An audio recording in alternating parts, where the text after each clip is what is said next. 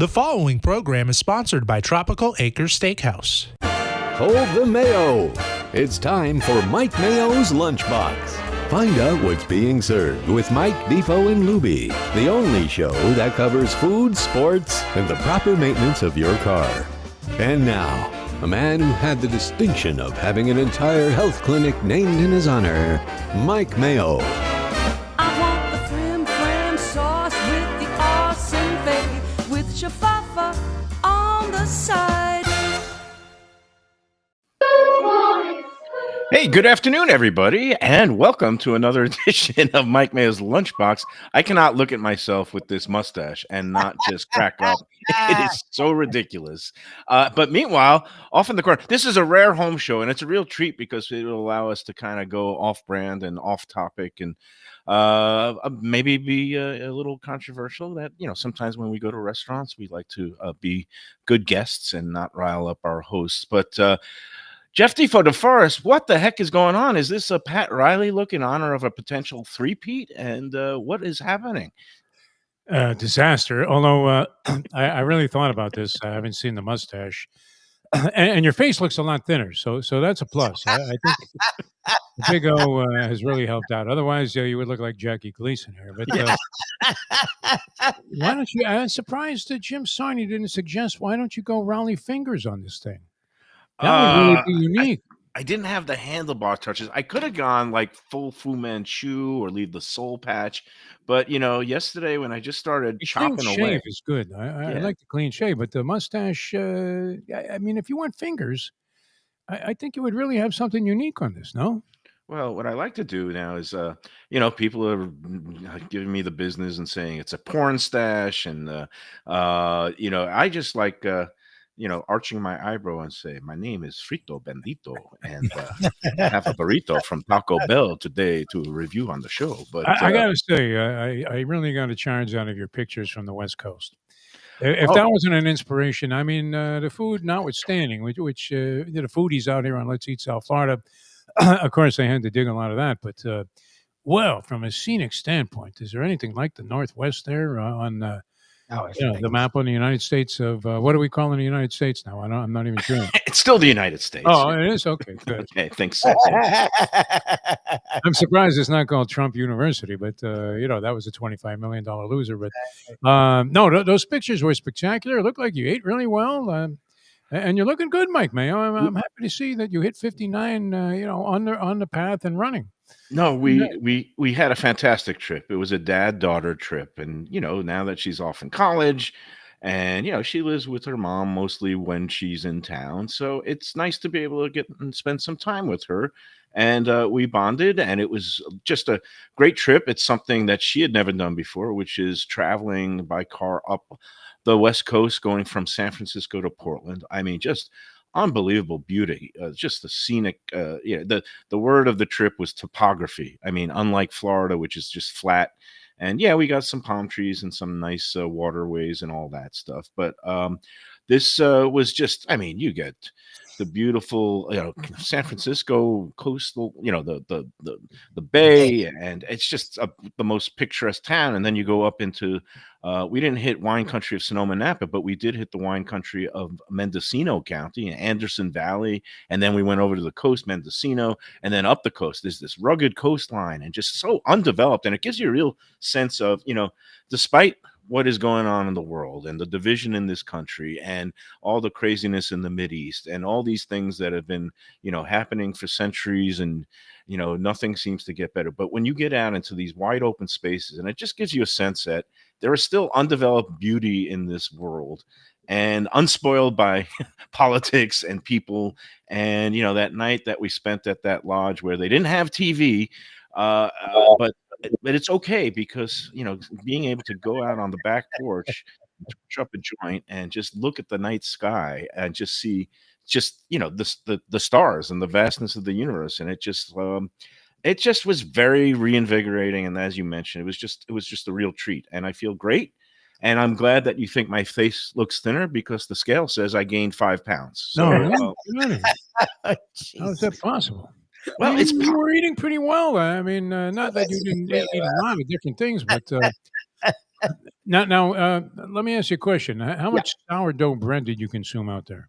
'Cause, So it's a different, there's a place here, it's called Sourdough or something, and it was sort of controversial on Let's Eat South Florida, whether it was good or bad or overpriced, but most people liked it. But I have never eaten better than when I was in the Napa Valley. I was representing some winery. I don't remember the name of it at the time, and we had lunch out there, and they brought some sandwiches, naturally avocado, sprouts, Monterey Jack cheese, a lot of stuff that I used to like when I was in California.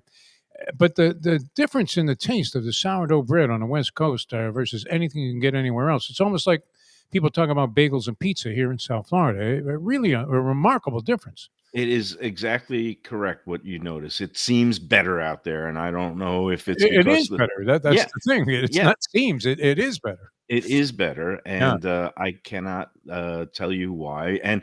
But that might be a partial explanation of why I gained 5 pounds, because every day we were eating breakfast at these great bakeries and having things like these croissants and these morning buns and these sourdough bread sandwiches, and so usually I don't eat a big breakfast. I just have coffee and some fruit.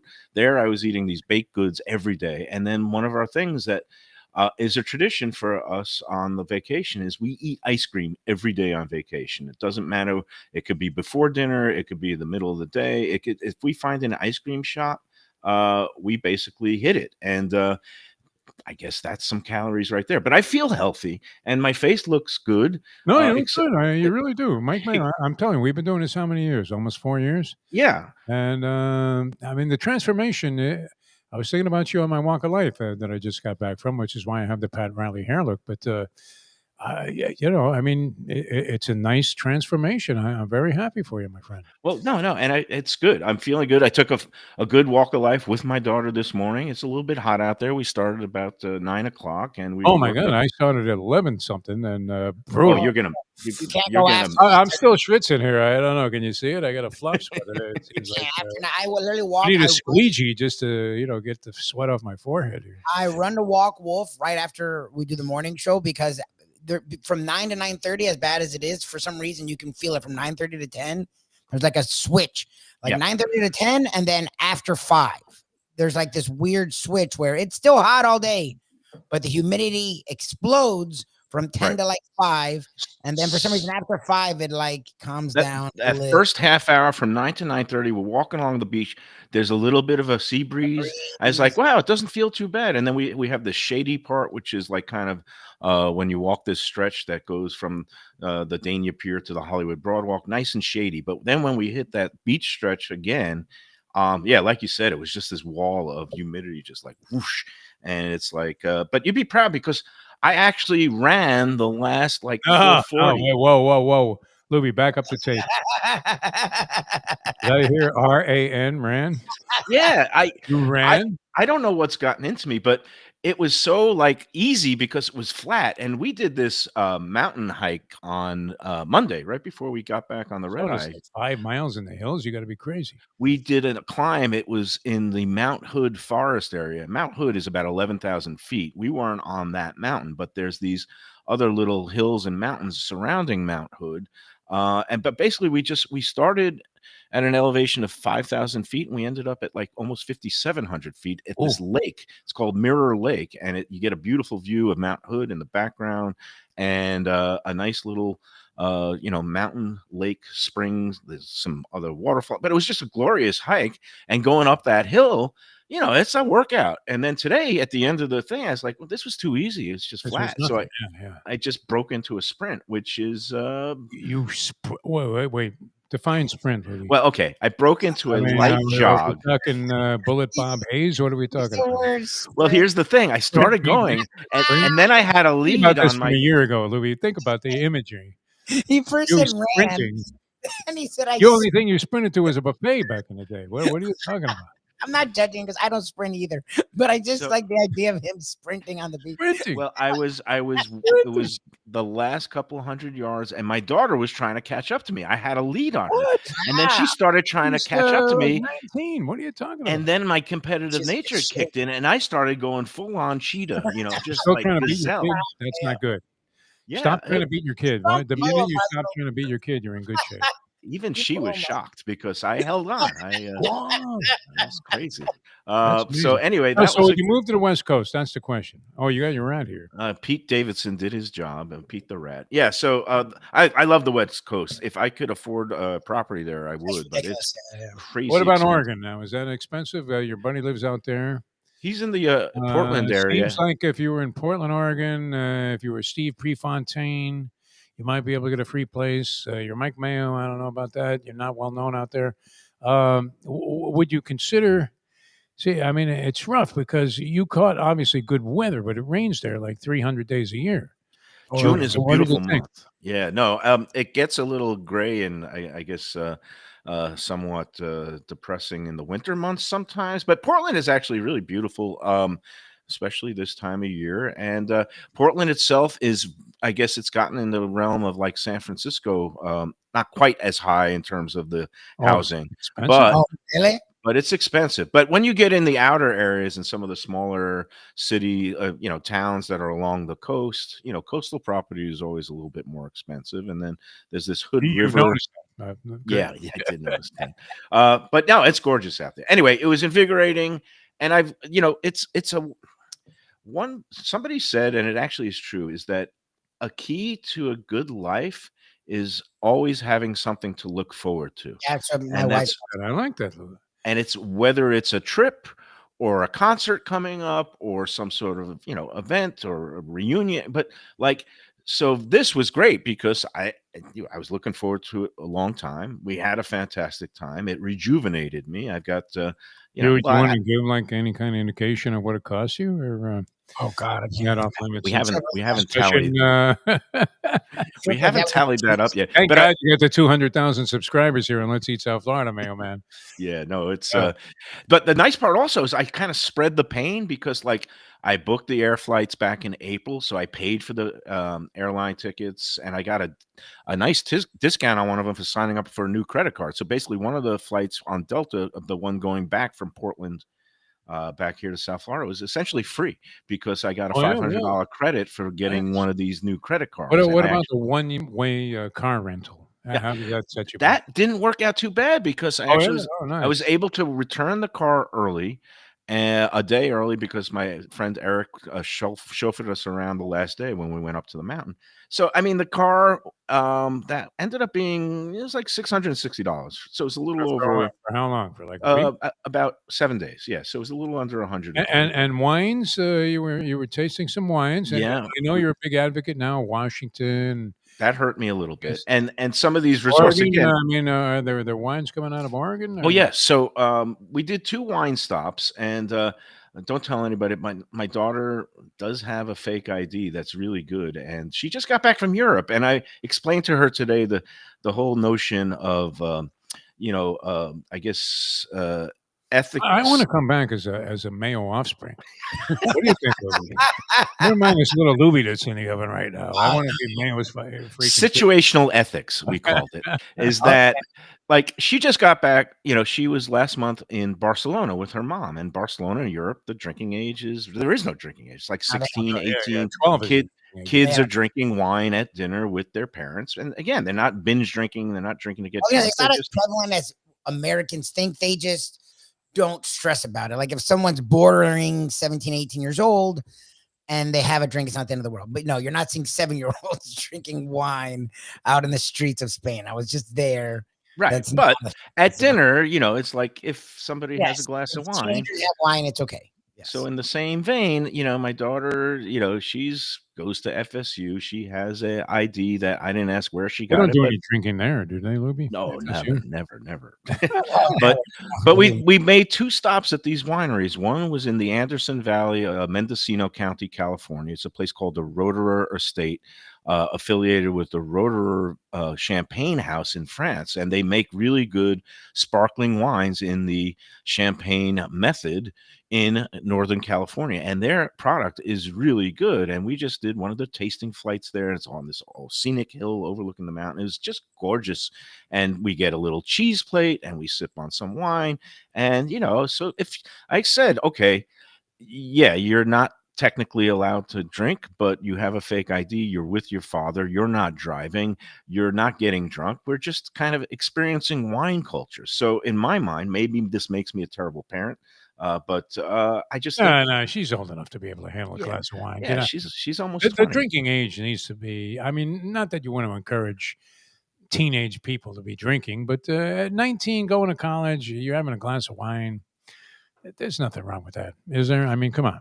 No, and then we did one more stop on the way to Portland. So the wine growing region in Oregon is known as the Willamette Valley. I've been mispronouncing it all these years. I used to say Willamette Valley, but I learned that in Oregon it's the Willamette River You know, it's and good the though, your Willamette. pronunciation, because most people call it Oregon, Right. but it's Oregon. Kind of. Oregon. Yeah. Yeah. Oregon.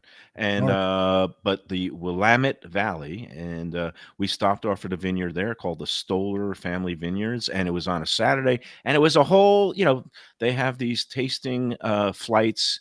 It used to be free, but all these places have learned to monetize everything. So now Oh, they yeah? have Get out of the here. different levels. You get the $30 tasting flight, you get the premier one for $60, and they now have full menus and they have a full sit-down restaurant. We just sat like these beautiful Adirondack chairs that look over the vineyards in the valley, and a whole bunch of people make a weekend stop out of it. A lot of young people, and were they playing that game where you toss the bean bags into the whole cornhole? I guess Cornhole, yes. yeah.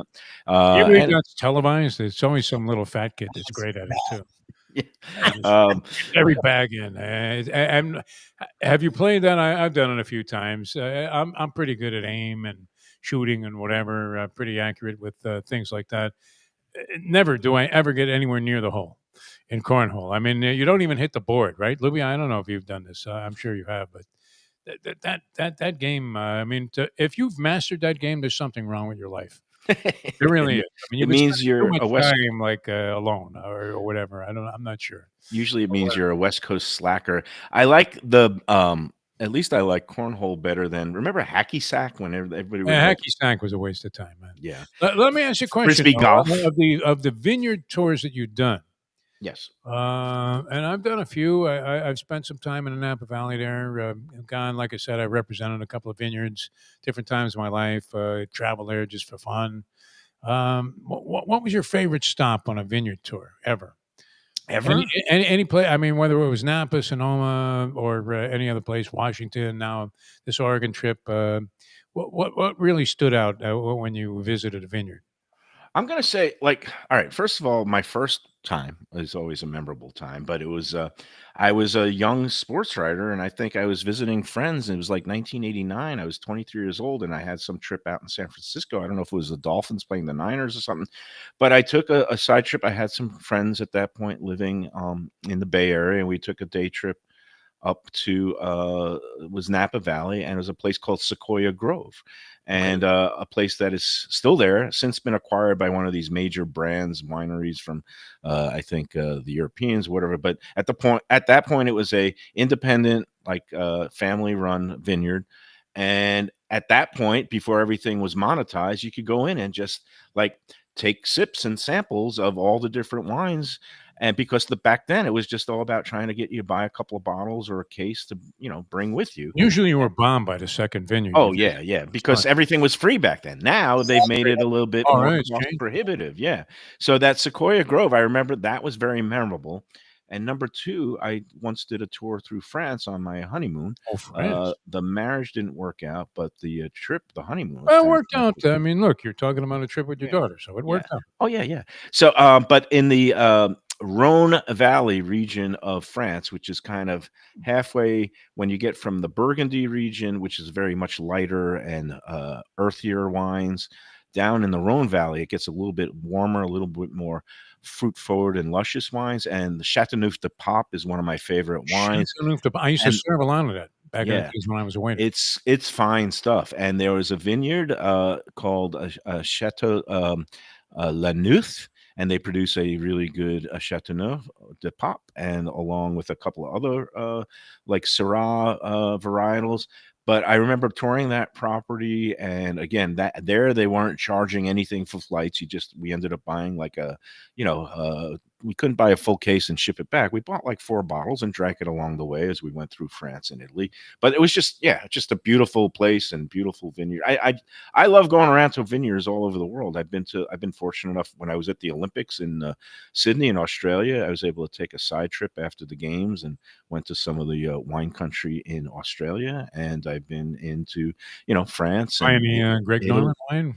I did not know at that point. Ernie Els has supposedly in South. Yeah, that's South Africa. South Africa has some good wines. So there's great wines all over the world. And don't sleep on the Oregon and Washington State wines. And that's where Dan Marino is producing his passing time, because as the weather is getting warmer, it's expanding the wine growing regions. And What's Oregon. the story in Napa, though? I mean, they've been going through some bizarre weather conditions, and supposedly that's impacted the quality or whatever, their ability to produce. I mean, is it still the same stuff? Or? It's getting harder at the growing season. They've got to really be careful that the vines don't get overheated, and it gets up into the one. It used to be a maximum temperature in the summer there would be 105. Now you're hitting the 110s, 115s, and that could really scorch your grapes. It cools off tremendously at night, but it's a challenge for these wine producers. It's less time on the vines. They're harvesting sooner sometimes. It's a whole they could do a whole show getting a couple. Oh yeah, now, my favorite ever was the most impressive to me was the Jordan Vineyard. That place is great. Oh my God! And I was big. I used to go to a lot of horse farms and do videos about breeding and all of that stuff back in the day when I was doing a lot of horse racing. And you would see these places that were absolutely exquisite. But Jordan, among the vineyards that I visited, was just unbelievable. And of course, I don't know that anybody would argue about the quality of their wines, but wow. Jordan's a great place because they also have this lodge, like you can get a room there and spend kind of a couple exclusive. Of nights. Yeah. But I did tour that property also several times. It's great. I mean, there's just so much. I love wine culture. I love wine. So we've been to Spain and we did wine. We've been to Italy and did different. We went to Tuscany, Florence, and went to vineyard, and we went to France, literally did the Champagne region. I was at Moet Chandon drinking wine. I haven't done Oregon or Washington yet, but I'll have to say, and we didn't do Napa because people kept saying us, look, Sonoma's better because it's less tourists. Of Napa. They're like, Napa's great, but it's gotten so frou-frou. It's overrun by tourists. It's gotten overpriced. You go to Sonoma, it gives you very similar vibe, but it's less money, and it's also like more low key, and that's what we were looking for. And we went to one of the finest places you could stay too, Lubie. I don't know if you stayed there. Was the Sonoma Mission Inn, one of my favorites. Oh, I've ever been. I booked a room there actually for one night, and then canceled it because I said we don't have enough time to do the Sonoma and then going up the coast. So I just made a beeline. We went straight to Mendocino. But that Sonoma Mission Inn is one of a world-class property. They really treat you well there. Yeah. So, hey, two more notes about the trip, and then we got to take I'll say my favorite place is Sonoma. Yeah. If you drive that everyone talks about, that is one of the coolest. Again, I've been to Greece. I've been to Hawaii, two of the places where you look at it and you're like, is that real or a picture? Like Santorini and Mykonos, and then you go to Hawaii. It literally looks like it's a screensaver.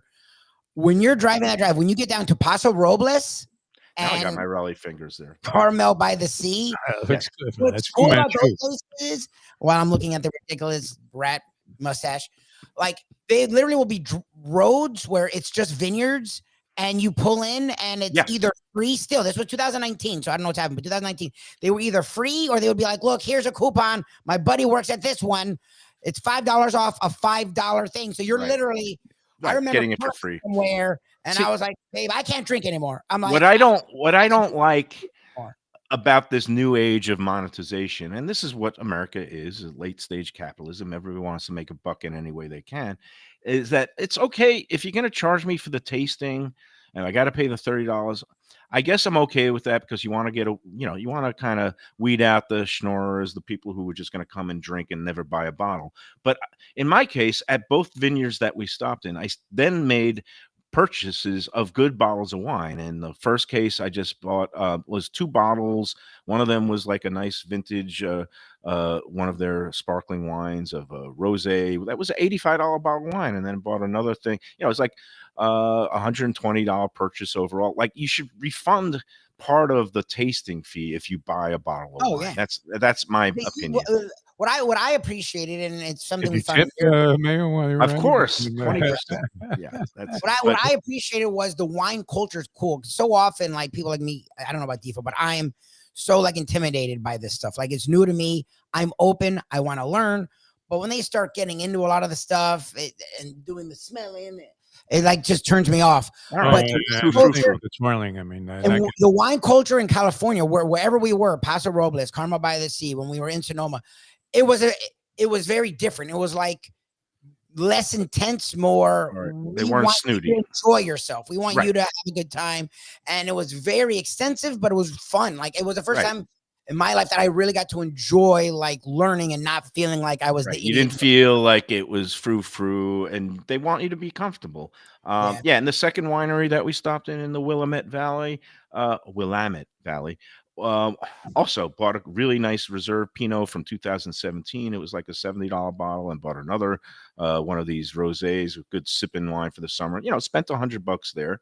But, you know, with the tasting and the cheese platter, next thing you know, it was $180. And with the tip, it's $200. But you know what? And, you know, I'm a good guest. So I showed up at my buddy Eric's house with some good bottles of wine. I said, here, this is the house present for you that we, you know, thank you for letting us stay here. Now open those wines and pour it for me so I could drink. Exactly. You already drank half the bottle on the way there. I like that. No, we had a great Father's Day cookout at Eric's house where I ended up, we talked about this yesterday. I ended up doing all the grilling because I didn't trust him. I started off. You didn't trust the guy who was hosting? No, he's a bit of a flank, your boy. I don't know whether I would trust him to open I trust him with buying the gummies and the weed, but as far as cooking my food, not so much. But all right, so two more things, and then we'll wrap up the trip. You got to mention my favorite, California wine area is Healdsburg. Oh, Healdsburg is great. Being a Chardonnay guy, and a lot of good Chardonnays come out of Healdsburg. Yep, Healdsburg is Rainy great. Vineyard, the Russian River Valley, I believe. Russian River Valley, same thing. Healdsburg, and friends of mine, the ones we stayed with in San Francisco, they just inherited from his wife's mom recently passed, and her parents had this house next to Healdsburg. I forget the name of the town. But it's also in that Russian River Valley region. It's we didn't get to go up there, but next time they invited us, so we'll have to do a wine country trip. Nice. We'll find out. The Sebastopol is the name of the town. Can we do a tour courtesy of Florida here? Let's do Lunchbox on the road. Lunchbox on the road. Yeah. Two quick things, and then we'll wrap up the trip, and then we'll get into the business at hand, which is eating crappy food. These chicken strip new things at Taco Bell and Sarnie. You know, what happened, by the way? I mentioned this to Lubie the other day. I was going to buy a couple of chicken breasts at Publix to cook for me and my dogs. And did the price skyrocket on chicken, Mike? I mean, what's going on with that? I remember I used to pick up these packages for like $6-7. The chicken breasts were like $12-13 for the same amount of chicken breasts that you used to get. And even like thighs were $7-8 for what used to be 3 chicken breasts. Did I miss something? Your first mistake. Yes, the price of chicken has gone up a bit. Skyrocketed. But no, skyrocket only in the case of if you shop at Publix. Publix, where shopping has now become not a pleasure, but an adventure. And sometimes it's become a compromise to your life. Now, they do run BOGO specials on chicken and chicken breasts sometimes. And that's why they price it aggressively, because everybody waits till it's BOGO and then they stock up on it and put it in the freezer. Seems to go way up there. My advice is there's other places to get decent chicken breasts, like our great friends Aldi. I mean, where would you go? Delaware Chicken Farm. Sometimes the chicken breasts are on sale there. Sometimes for like $6.99 a pound, or Okay, but I mean, it's not exactly like down the block for me. So yeah, I mean, no. As far as other places, 40 minutes to save some money on chicken. That's always a good question. No. But that's it. If you're is by me, we have the Broward Meat and Fish, which is like Costco for meat. and stuff. Costco. I like that. It's like it's Oh, weird actually- because like Ken will drive all the way from out east to here to get any of his meat. Like the prices at the Broward Meat and Fish are so ridiculously insane for High any or low? High. low. No, they're like Okay. it's Reasonable. very cheap for really, really, really like my mom. They live super west, Ken lives super east. That's where both of them No, drive to get their meats. What It's I just do out of the way. is basically the the wholesale clubs. Besides Costco, I go BJ's Wholesale Club, and Well, they sell. You're just picking up something real quick. I mean, Yeah. and I thought Then you're gonna get stiff. I You really gotta was pay the sort of price. like sucked in with a little sticker shock there. Yeah, I honestly was. I rarely, It's do no these when kind you of comparisons, but I thought, wow, that really got high in a short period of because time. it's now it's like $14 because they put like 3 pounds of chicken in it, and it's like $7 a pound. The next thing Wow. you know, it's $20. My advice, pro tip, instead of doing the chicken breast, get the boneless chicken thighs. That's what I Price- did. I ended up Yeah. doing that, but even that was like way high for what it used Well, to be. because that's Publix, but at some It of kind these, of moved into the category of what the chicken breast used to be. I get Oh, at BJ's Wholesale Club, I think the big pack of the boneless chicken thighs is $2.99 a pound. You get a whole pack for like $12. $2.99. Wow, that's pretty good. $2.99 a pound, and you get a package which has a whole bunch of them, like for 11 or $12, and then you cook free. some, and then you freeze some, and it's Yeah. that's an economical way. All right, let's take the first break, and then I'll come back. We'll wrap up the A trip. little lemon, a little white wine. Got a lot Throw of it in stuff. the air fryer. Oh, Boom. yeah. Comes out great. I just throw it on the grill with a little bit of seasoning. It's good. Wow. Before we take the first break, let's talk about our presenting sponsor today, Tropical Acres. We love Tropical Acres, 76 years and going strong. Jack Studiali and his crew, his sons Joe and Jackson, are doing a great job upholding the family tradition and impeccable service. And of course, you've got all the great deals there. $39 for the twin lobster special. Can't beat that deal. Comes with a salad and a side dish all summer long, Monday through Friday, while supplies last. They also got half price wine night on Mondays and Tuesdays. They got the loyalty reward club card. They got happy hour on the bar Monday through Friday, 4:30 to 6:30. Unbelievable prices on their drinks. The Belvedere martinis, still $8. You can't beat it.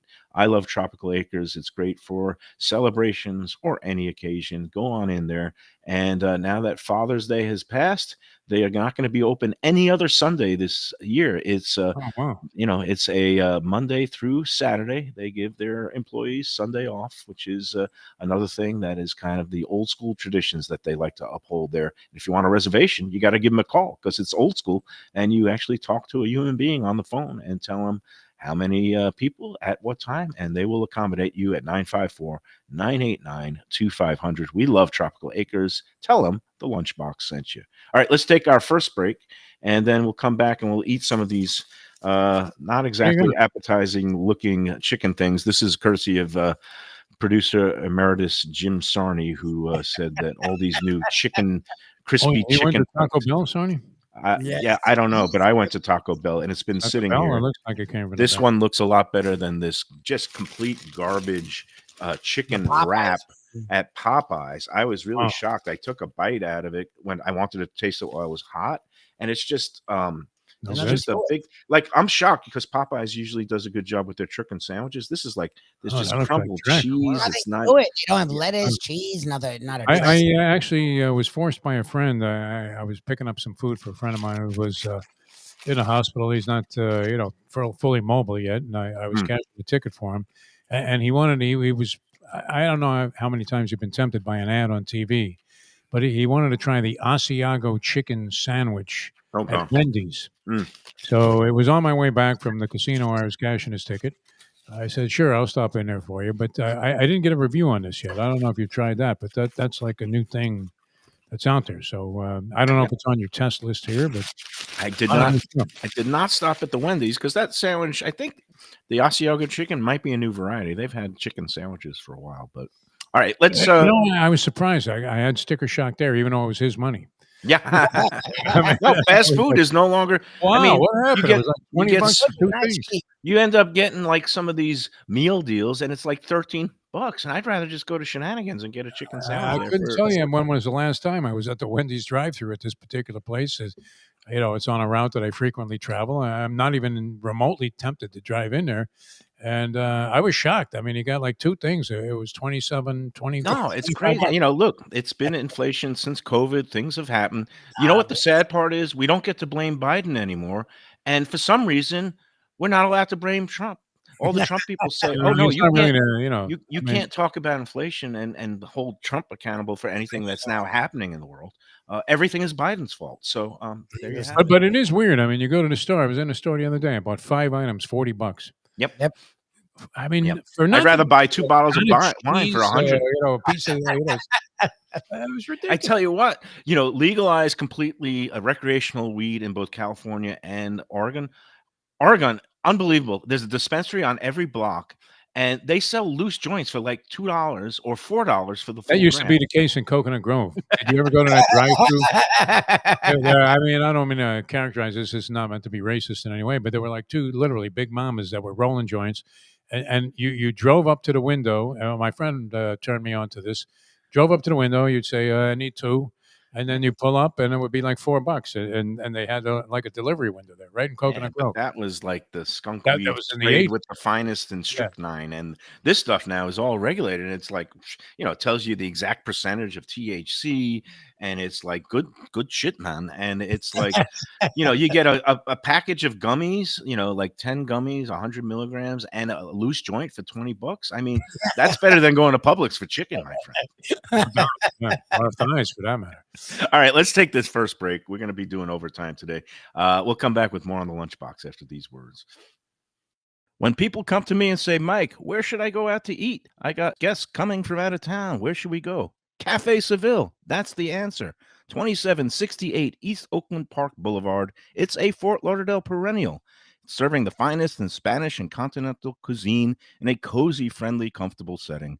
Joey Esposito and Sally, his better half, they've been running the place for a long time. It's been open since the 1980s. They got great Spanish classics like paella, shrimp with garlic sauce, and all kinds of great seafood dishes. The stuffed veal chop, that's my favorite. Go to Cafe Seville. It's open every day but Sunday at 5 p.m. for dinner. Tell them that the Lunchbox Mayo and Defo sent you. Looking for inspired comfort food in a cozy setting? Blue Collar in Miami is the place to go. Located at 6789 Biscayne Boulevard, it moved to bigger digs a year ago, now has full liquor, and still features all your old favorites from chef owner Danny Surfer. Fantastic burgers, the braise of the day, and the city's best key lime pie. And the summer specials are sizzling with BOGO lunch sandwiches every weekday from noon to 5 p.m. in June and July, Miami Spice menu in August, September, and drink specials every day. Open daily with weekend brunch. For reservations and information, go to bluecollarmiami.com. Feel like getting away without leaving town? Then you got to check out The House on the River in Fort Lauderdale. It's a beautiful restored historic home with indoor and outdoor dining right on the New River. You'll think you're in Charleston or Savannah. It has a gorgeous patio, porches, and private dining areas, and it offers unique experiences perfect for a date night or fun times with friends and family. It has weekend brunches, happy hour, dinner Wednesday through Sunday. There's also a high tea on Friday and Saturdays, and the popular House of Veuve Champagne experience on weekends. The House on the River is in Fort Lauderdale's Himmershey district, just south of the Science Museum. For reservations and information, go to thehouseontheriver.com. Southern comfort food from a scratch kitchen, delicious drinks and house-made spirits from a craft bar, a great vibe inside and out with a spacious patio. I'm talking about Batch New Southern Kitchen and Tap, Fort Lauderdale, in the heart of the city at 525 North Federal Highway. It's open 7 days for lunch, dinner, and weekend brunch with classics like fried chicken and waffles and shrimp and grits, and creative items like pecan-crusted salmon and a fried green tomato BLT. And the drinks? Smooth sipping and so good. There's convenient free parking and a garage next door, happy hour at the bar, an entire patio, 4 to 7 Monday to Friday, and live music every Wednesday, Thursday, and Friday. It's pet and people friendly and with cozy fire pits for when the temperature dips. For reservations and more information, go to batchsouthernkitchen.com. If you like seafood in a comfortable setting, outdoors, even keel fish shack at the corner of A1A and Commercial Boulevard in Lauderdale by the Sea, upscale food in a down-home setting. The chef owners, Dave and Brad, do a terrific job with all the seafood classics that you want. They have the best grilled oysters in town, bang bang shrimp, lobster rolls, and deli fish specials. They also have weekend brunch Saturday and Sunday. They have deli happy hour 4 to 7, and they also have other weekly specials like mussels on Monday and oysters on Tuesday. Go to Even Keel Fish Shack and tell them that the Lunchbox sent you. For casual yet sophisticated contemporary American cuisine, Burton's Grill and Bar. Now with 2 South Florida locations, 1003 South University Drive in Plantation and 5580 North Military Trail in Boca. I've become a huge fan of this place. Great food and hospitality, family friendly, a full gluten-free menu, and a staff that's very mindful of guest allergies and special dietary needs. They're open 7 days with an all-day menu, weekend brunch, and happy hour specials. And oh, don't miss that short rib grilled cheese or their famed key lime pie. So good. They offer catering and delivery, and download the Burton's app for extra specials and bonuses, including $15 to sign up. Go to burtonsgrill.com for more information. All right, we're back on the lunchbox, and before getting into my taste test of these 2 crispy chicken new items that have hit the fast food aisles and drive-throughs, just a note about this mustache. Okay, so I grew a beard, and I actually look back in my notes. I didn't start the beard during the beginning of the playoff run because last year I did not grow a beard, and the Panthers won it all. And we were discussing this yesterday, Lubie and I, that hockey is the sport that most embraces superstitions. And I was talking about this last night with our man Reno Serbone at Heritage. And because we're going to be going in there to do a show, hopefully next Tuesday. I was hoping to Did get he in there. arrange for that to be the time that the cup's there and we just have it to ourselves? No, we're not going to be having any exclusive alone time with the cup. But I saw Reno last night. And well, first of all, I started growing this beard after they were down. It was when I was in Nashville and they were down 0-2 to Toronto, and it was time to change things up. And Reno agreed. That's what you do. You keep doing the superstition until it's not working anymore, and then you change it up. In my case, I started growing a beard when they were down 0-2, and lo and behold, they came back, and good things happened. So now next year, I will definitely grow a beard again. The reason I didn't shave the mustache, I didn't go all the way yesterday because it just, when I stopped here, I just started laughing and it just looked so funny. And this whole porn stash thing. So I just said I was going to keep it for a day and I was going to shave it last night. I see Reno last night. I wanted to get in there to do the show today. And he has this big photo shoot because now that he won the Bib Gourmand from Michelin, some magazine was coming in and doing a photo shoot today. So today was no good. We're going to do it next Tuesday. And he said, I'll do the show. You know, the restaurant's going to be closed. He said, it's okay if there's no food. I said, yeah, no problem. I'll just bring a pizza. He goes, and I said, I'll bring one in from Papa John's. He goes, yeah, great. And, but we will have access to the bar, but we're going to sit down and talk to him next Tuesday. He goes, but I'm only going to do the show on one condition. You got to keep the stash. So Well, then you got to do it. And then talking about the cup visit there, yes, it will be coming in. And yes, he will be doing the same thing and it wasn't his Malfandini Bolognese. He used bucatini because his brother-in-law, Roberto Luongo, who is a, senior executive with the Panthers organization and Hall of Fame goalie, and his brother-in-law last year when had that famous image of him doing the grated cheese shower over the bowl of Bolognese, it was bucatini Bolognese. And I was like, well, isn't this kind of like old hat? They're going to the elbow room. He goes, it's all by design because these hockey players are wired and so superstitious.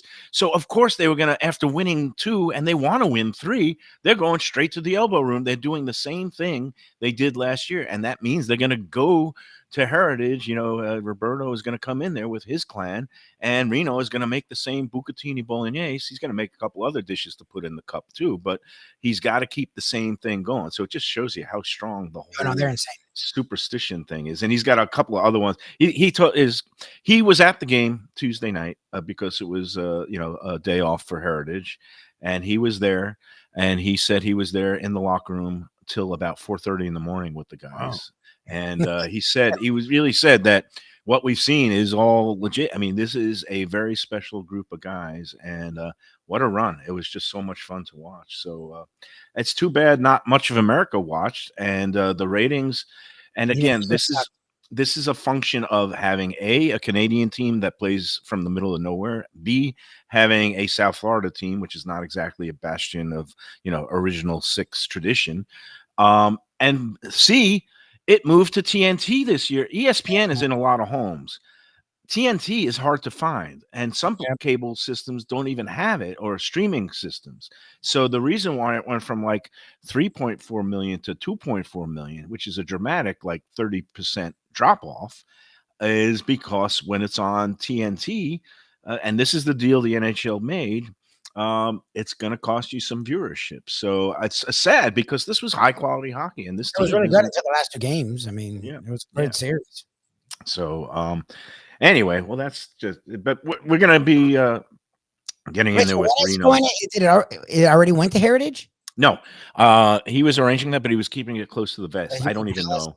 I think He told me. Tell me, I'm sure he will. This freaking time. Yeah, he's getting bombarded with stuff, and I'm sure it'll be there. I'm gonna say probably over the weekend at some point, maybe Sunday. Because that's like a family day. So so we'll see what happens. But all right, so that's the Panthers stuff. All right, let's get to this because a couple of things though. I think people in the second year realize the degree of difficulty here in South Florida of winning the cup. So they had a little experience with that, and they also realized the level of sincerity of these celebrations. So I think this year is going to be absolutely fantastic all the way through, because and I like the fact that they're repeating many of the moves that they made last year, with the exception of Kachuk taking the cup into the ocean, which was banned by rule. Yes. And they still managed to break the cup somehow. And they ruined it.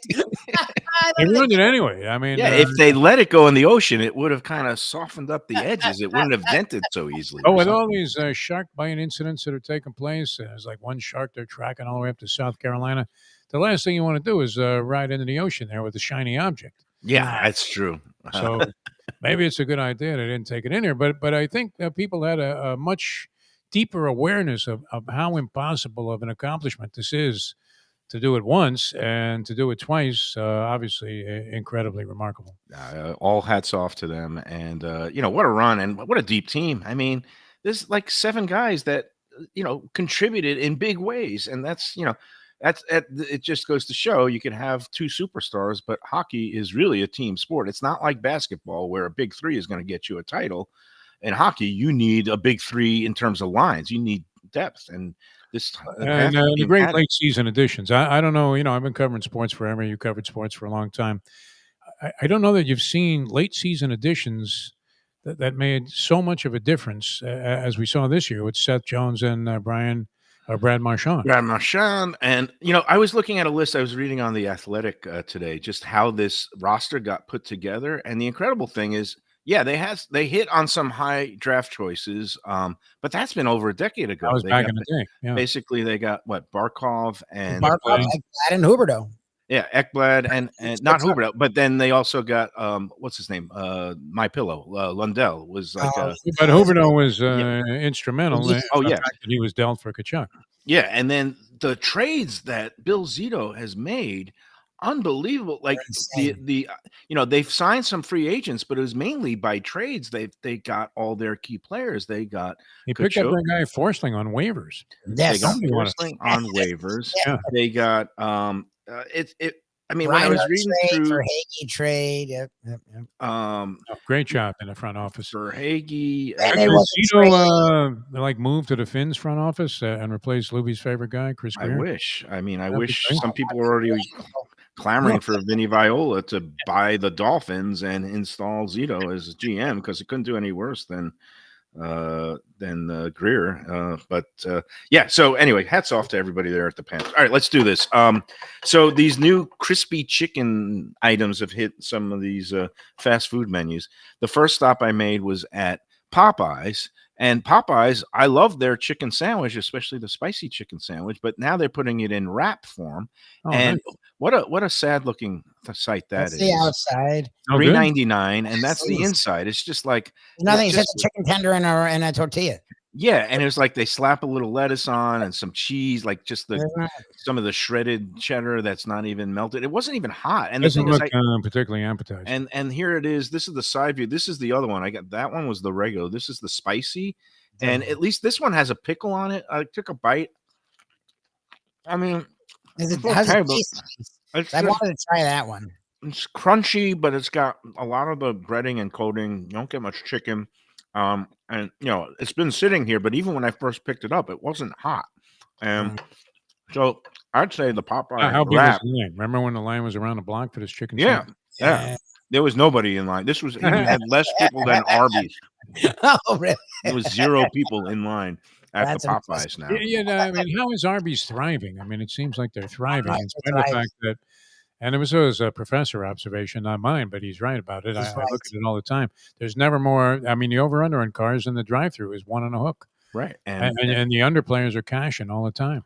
And at Popeyes today. Now it was granted it was early. It was about 11:45. But What about this Taco Bell thing? So now the Taco Bell and all over the NBA and the NHL, they've been, pitching these new crispy chicken items. And so I got the crispy chicken burrito, and I don't know if, and that Doesn't looks look like bad on the outside. Looks that good. looks like a legitimate kind of California style. I did have a great burrito in Oregon. A lot of Mexican restaurants all up and down the West Coast. the West They're You all notice good. the difference between East Coast and West Coast? Oh, when yeah, it came to tacos absolutely. and burritos? Oh, Absolutely. not even Much- comparable. I mean, Yeah. not like New York pizza versus South Florida. I mean, it's just night and day. No, Yeah, it's just again, it's imbued in the culture there. There's just so many more I guess just Mexicans and Mexican families and Mexican restaurants, and they all do a good job. And it's just different. Now, here's the interior now of the this is this is kind of the crispy chicken with the I guess it's spicy ranchero.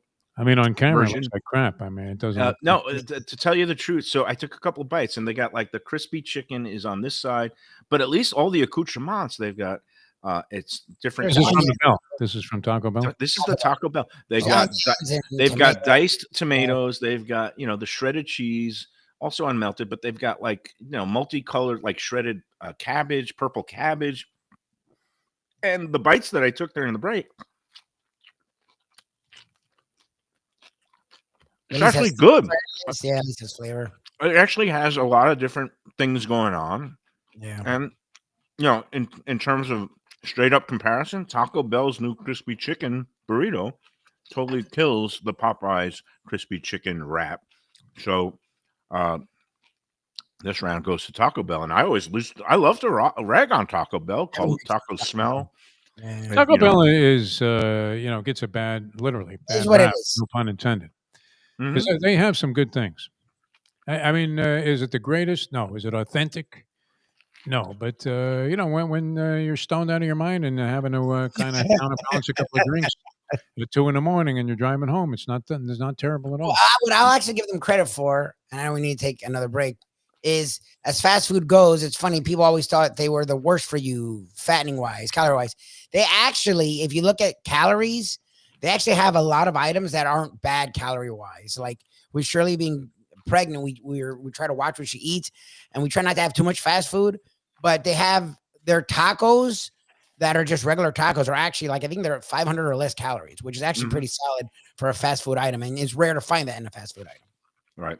It's hard to believe, though, you could eat up 1,000 calories of your diet eating 2 tacos at Taco Bell. It's not like they're gigantic or anything like that. Now, and in the cost battle, so the chicken wrap at Popeyes goes for $3.99, and then the this crispy It's a chicken burrito, It's a lot bigger. crispy chicken burrito, $5.99. So a little more expensive, but in my mind, I think I'm going to better. dodge both of those based on this. I think that'd be wise. All right, we got to take 2 more breaks. So let's take the first of them. And before we do, let's just say a good word about our friends at Batch, New Southern Kitchen and Tap. Good place to go. The weekend coming up, they've got the great brunch service there where you get classics like their shrimp and grits, along with all the crab cake, egg Benedict.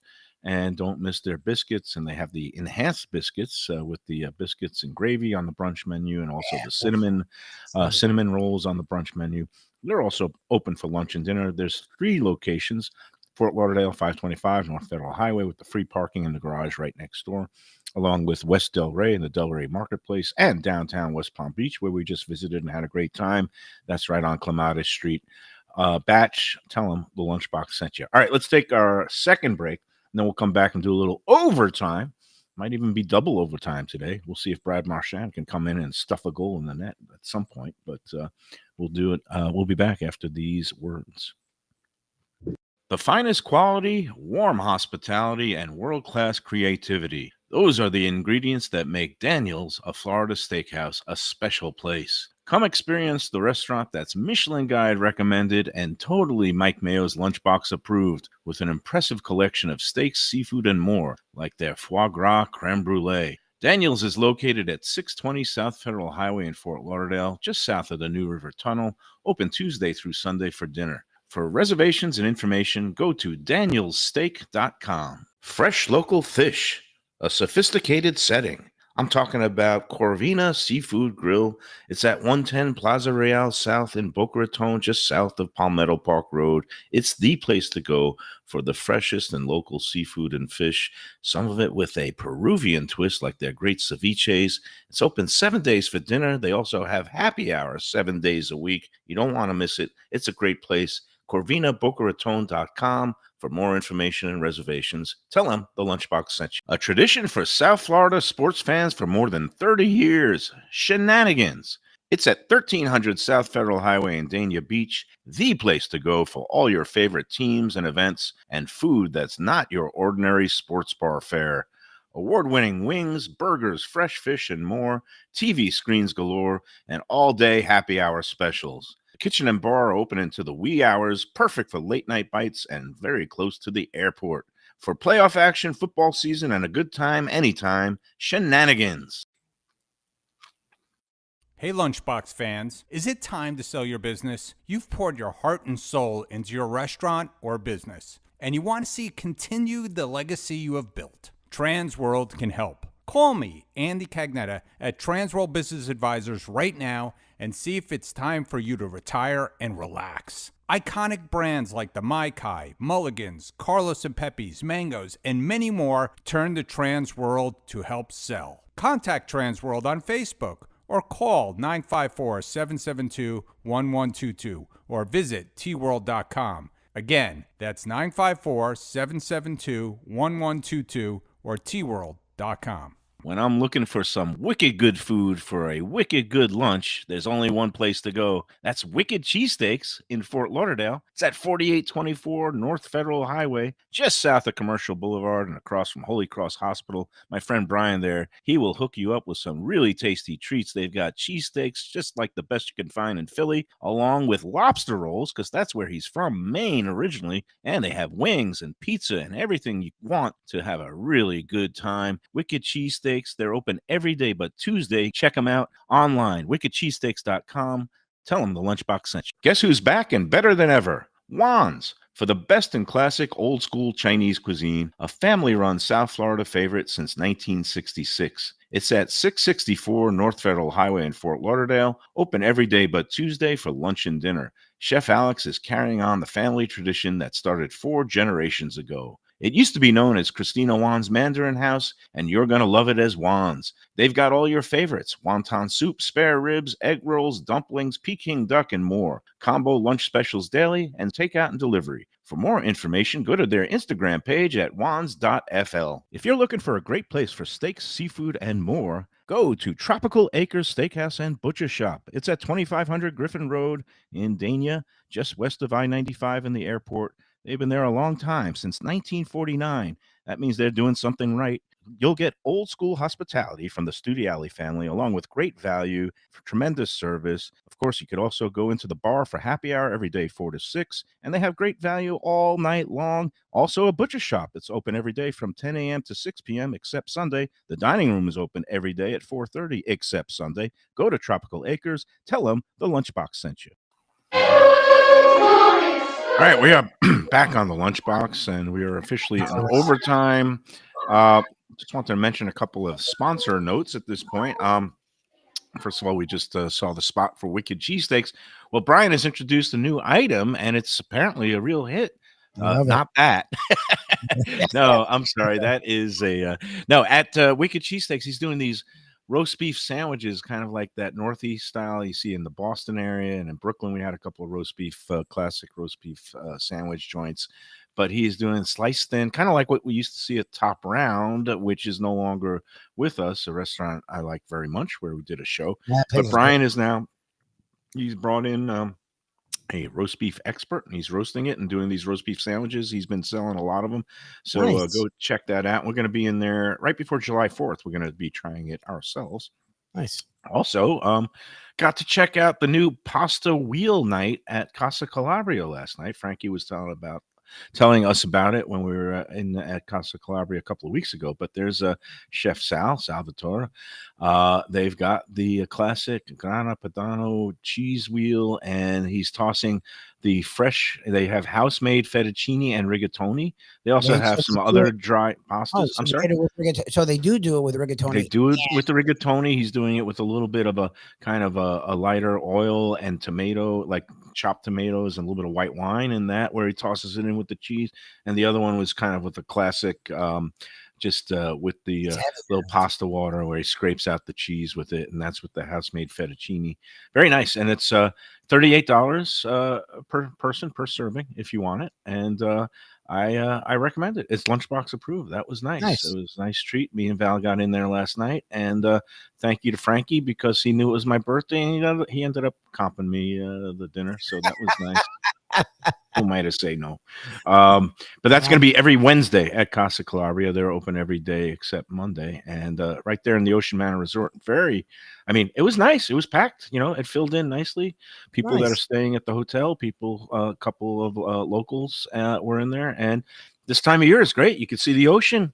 It's still light out by the time you get in there at 6:30 or 7. So one of the few places where you can have that oceanfront view and a really good meal, and they're not gouging you. It's really good value there at Casa Calabria. Also, cover of the new Las Olas Lifestyle magazine. I don't know if you got there. There's our friends Tom Angelo and his lovely daughter Cassidy. They are the ones that are running Daniel's Steakhouse and also the D's Sports Bar next door, where I watched Game 6, or the first two periods of Game 6 of the Stanley Cup. They're doing a great job, and they got spotlighted in the it's kind of like a Father's Day edition of the Las Olas Lifestyle magazine. Nice cover shot of the two of them, and they're doing a great job there. They're going to Italy again for more research and development. They seem to like to do a lot of R&D there, but it's paying off. So job well done by them. And last but not least, was in touch with our friend Eddie Pozzoli today, and we have arranged we're going to have a special preview of the new Dear Olivia restaurant that's up in Parkland, up in Lubie's neck of the woods. Monday, June 30th, 1 p.m., we will be getting the sneak peek of the new Dear Olivia restaurant that his business partner, Paul Greenberg, has been kind of overseeing. And it's an ode. It's named for Paul's daughter, Olivia. And it's going to be also contemporary American. I can't wait to check it out. And that'll be on June 30th, the show. And they're hoping to have Dear Olivia open sometime in late July. So we'll get all the details on that. All right, let us take the third and final break, and then we're going to come back with a kind of more serious discussion, which we haven't gotten to do yet, but that whole dark story about the only Michelin-starred restaurant in Palm Beach County, the first one to be awarded a Michelin star in Palm Beach, Conroe, $440 tasting menu, 12 seats, and the chef has been arrested and is now sitting in the Palm Beach County Jail, where he's been since his arrest on June 5th after allegedly beating the living daylights out of his wife and business partner. And it's not the first time it's happened. The same exact thing happened at his Michelin-starred restaurant in Chicago with a different wife at the time. His name is Jacob Bickelhaupt, and we're going to be talking about some things about should the Michelin Guide immediately just retract its star, which they haven't, and their response to it, and what should be the response to it, and just the overall sadness and horror of the situation from her point of view. I didn't get any update on whether she's still in the hospital or is recovering. But he's still in jail. And in fact, he tried to call her. He got in touch and left voice messages. We'll talk about this and more after these words on the Lunchbox. When people ask me about the best restaurants in South Florida, Casa d'Angelo is always at the top of my list. First class dining, top flight service, elegant atmosphere, and chef founder Angelo Ilia is legendary. The flagship in Fort Lauderdale has been serving the finest Italian cuisine since 1997, with other locations in Boca Raton and Aventura. As Angelo himself says, they have an unwavering commitment to unparalleled quality with meticulous attention to details. It's so good, with house-made pastas, pristine seafood, unique meats like elk chops and bison, and seasonal specialties including fragrant fresh truffles from Italy. All locations open 7 days for dinner. Reservations recommended for a special occasion or any occasion. Casa d'Angelo. Tell them Mike Mayo sent you. Hey, it's Mayo for Gilbert's 17th Street Grill. You know me, I love family-run places with quality food at fair prices served with passion and pride.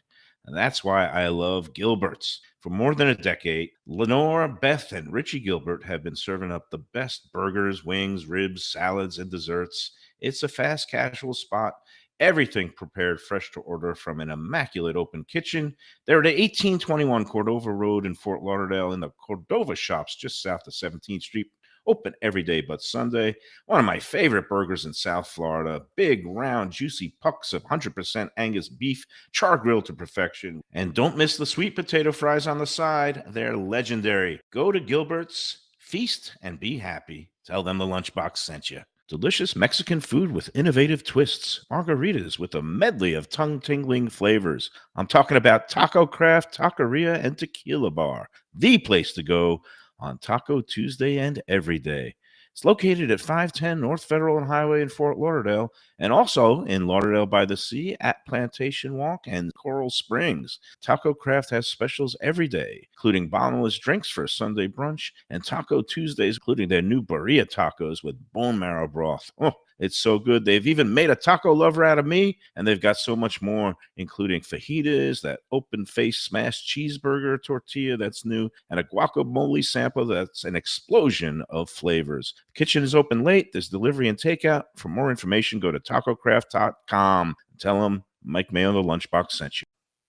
For the finest and authentic Greek cuisine, Taverna Kima is the place to go. 6298 North Federal Highway in Boca Raton. It's been around for nearly 2 decades. Every day is a feast with grilled lamb and fish, house-made spinach pie and moussaka, gyros, traditional dips, mezes, with soft, warm pita. It's open 7 days for lunch and dinner with happy hour daily from 3 to 6 p.m., indoor, outdoor, private dining, and they are now featuring a monthly lamb roast brunch on the first Sunday of every month. So celebrate life at Taverna Kima. For reservations and information, go to tavernakima.com. When I get a craving for real Southern barbecue, Fat Boys Barbecue is the place that I call home. Cooked low and slow with proper smoke and dry rub goodness, Fat Boys has some of the best ribs, brisket, burnt ends, pulled pork, and chicken around. 5 delectable sauces and the tastiest collard greens, candied yams, and cornbread this side of heaven. 4 locations, including Deerfield, Coral Springs, Cypress Creek Road, and their newest location in downtown Fort Lauderdale, 706 South Federal Highway. Open 7 days with great lunch specials, online ordering, delivery, catering, and food trucks for your next event.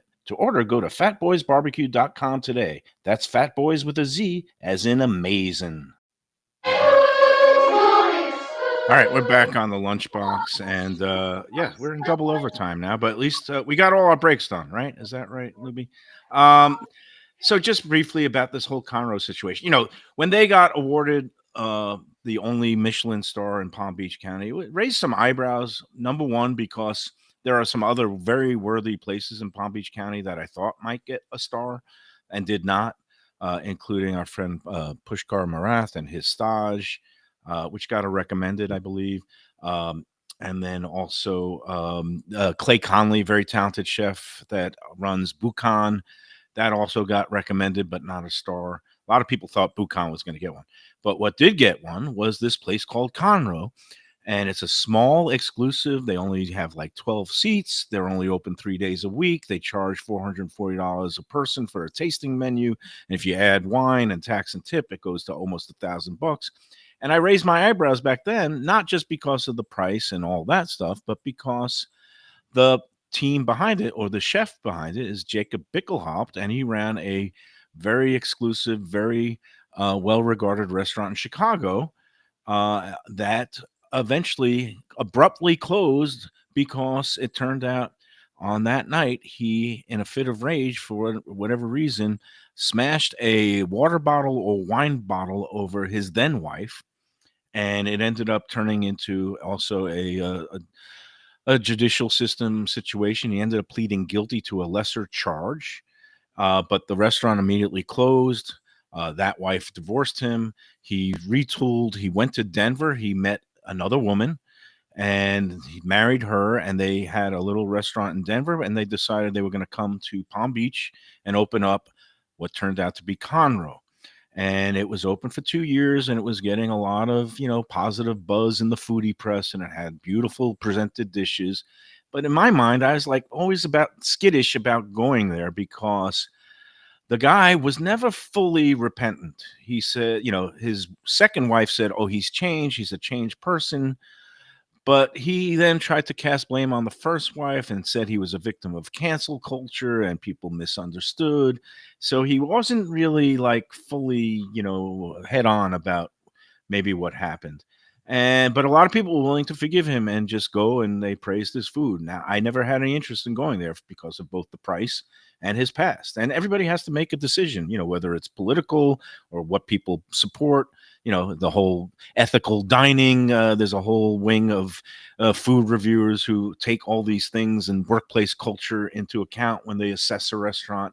I mainly go about the food and the value and the service, but when somebody has done something pretty violent, and domestic violence is a heinous thing, it makes me skittish. So I never was eager to go in there. And then, as it turns out, they get awarded the only Michelin star in Palm Beach in April, and at that point, they posted on their Instagram account, "It's crazy to think that we were able to be honored with a Michelin star with 0 employees. It's just a husband and wife team, no other cooks or even a dishwasher." So they were running this place as a 2-person shop. And apparently something happened between when they got the Michelin star in late April and that first week in June, because and I don't know why the traditional media outlets are not identifying the victim. It's clearly labeled in court documents that it's his wife and business partner. Geez, really? Yeah. And, I know there's a lot of times skittish where in terms of sexual assault or other violent crimes where they don't identify victims. But in this case, she knows who it was. He knows who it was. And I think it's a key component as a journalist, the backstory, the fact that this is a second time, allegedly, And a second wife. He and did the it to second wife, and another she woman. was singing his praises, that he's a changed man. Well, she ends up being, bloodied, goes by Uber to Palm Beach Airport, trying to get on a flight to go back home to her family in Denver, and she's bleeding, and she basically passed out at the ticket counter. They call 911.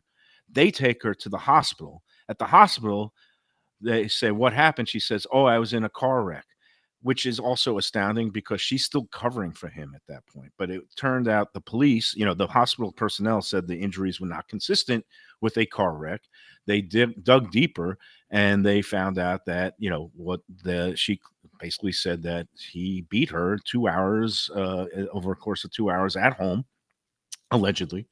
And so much so that she actually had to go into surgery for a brain bleed. Oh, Jesus. And, she was in some a critical condition. I think she's doing better. I don't know if she's out of the hospital or what, but he got picked up and charged. And originally they gave him bond, but he's still sitting in jail because what he did, and this is according to several news outlets, but after being in jail for a little bit, that he called a cell phone that was for the restaurant, but he knew got forwarded to her. and basically left this message like begging her to post bond for him, and that he's really sorry and blah blah blah. And next thing you know, he was, when he made his initial appearance, the judge ordered him not to have any contact with the victim, and Oh, he Jesus. apparently did that by leaving 2 voice messages from jail asking for her help, and that because he doesn't have any place to go and he's not allowed to see her, that he would not have a place to sleep. Bottom line is, because he made these phone calls, I think bail was completely revoked, and now he's just sitting there, no bail. The restaurant is very strange. The website is still active. Their I guess their Instagram page is still active, probably because they're the only 2 that control it. Yeah, So, stop but it. the restaurant is clearly closed. And Michelin was asked, "Well, do you rescind the star?" Do they rescind stars? Is that something they've done in the past? Like, is that something that they are able to do? Is rescind a star? It's something I don't believe it's. And what Michelin's response, and I think it was very tone deaf, was chefs and individuals are not awarded stars. Restaurants are. Like restaurants are some inanimate Yeah, being. exactly. But in this case, where you have a big restaurant where there's a team of 80 people and somebody gets arrested, all right. But this is just, the restaurant is bound up with this couple. And this couple, one of them is severely injured, the other one is sitting in jail, and there is no more restaurant.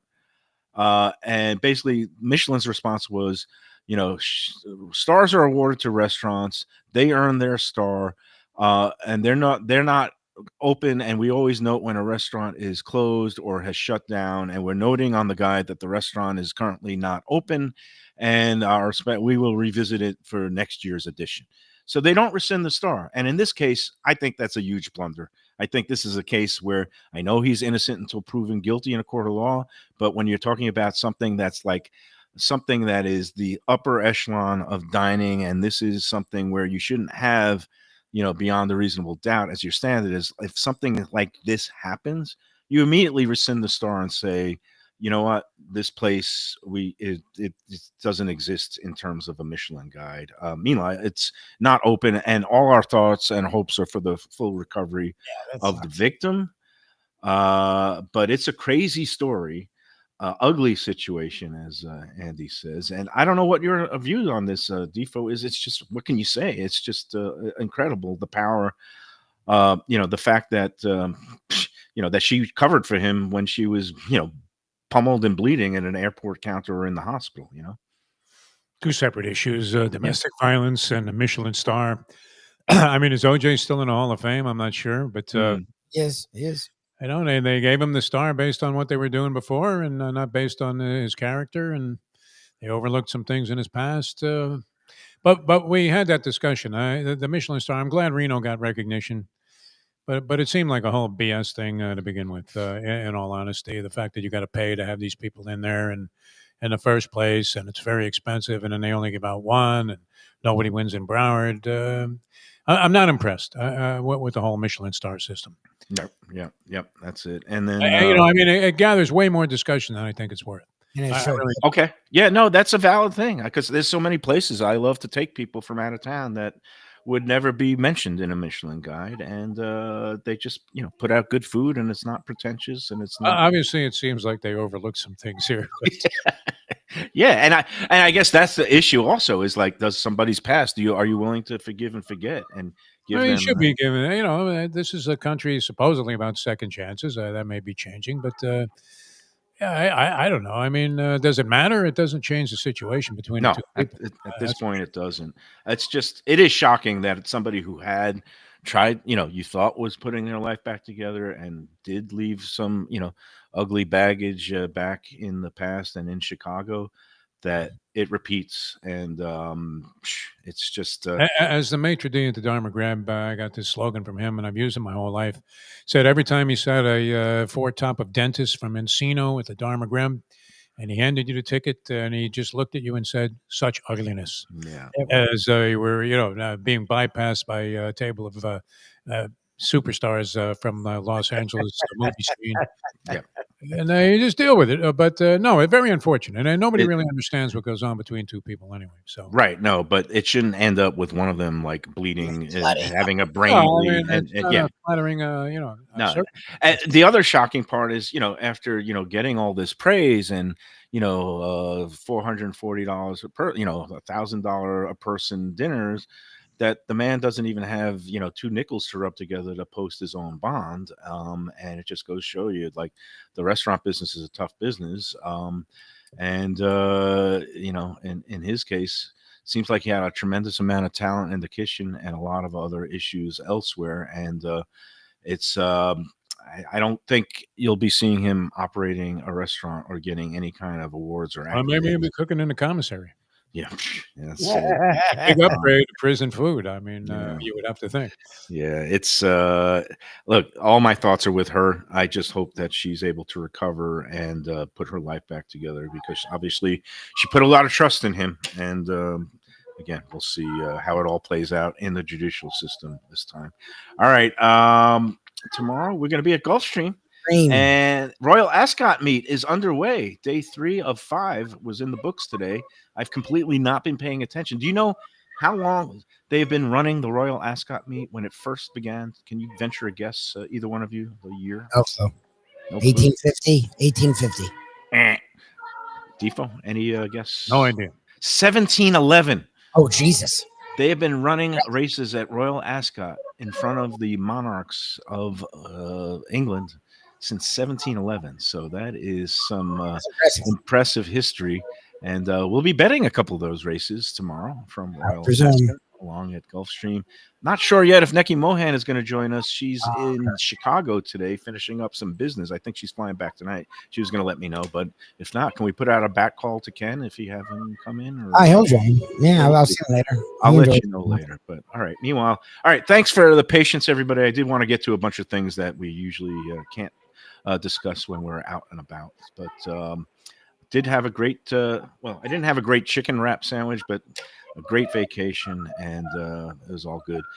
Defo, your hair looks better now. What'd you do? Comb it out during the break? No, it's just drying out. Okay. It's settled that's it. nicely. All right. Well, with hopes for a three-peat. And I wonder if the Panthers are actually praying for rain on the parade, because that would be repeating, the superstition. So we'll see. Are you going to go, Lubie? I want to. I'm going to monitor the weather. Rain has never bothered me. Standing in the rain for 4 hours bothers me. So But Shirley has to stay at home in her condition, no, I'm not gonna. She's not gonna Yeah. want to do it. But All right. maybe I can get my dad to go or something. If you want to park at my place and then Uber over to the beach from It's our a nice place, one. that's always good. All right, Okay. Defo, thanks. Thanks everybody for tuning in. Until tomorrow, enjoy every sandwich.